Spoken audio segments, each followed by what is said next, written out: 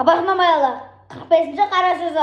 Құдай тәбәрәкә ва тағаланың барлығының үлкен дәлелі неше мың жылдан бері әркім әртүрлі сөйлесе де, бәрі де бір үлкен Құдай бар деп келгендігі уә һәм неше мың түрлі діннің бәрі де ғаделет, махаббат Құдайға лайықты дегендігі біз жаратушы емес, жаратқан көлеңкесіне қарай білетұғын пәндеміз.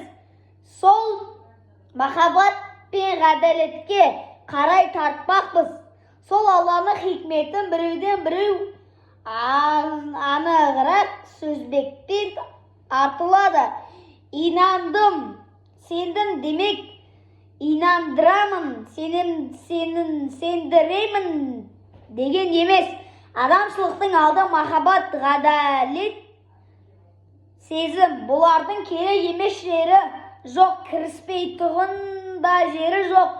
Ол жаратқан Тәңірінің ісі, айғыр биеге ие болмақта да махаббат, сезім бар.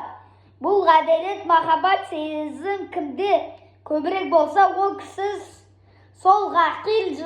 Біз жанымыздан ғылым шығара алмаймыз.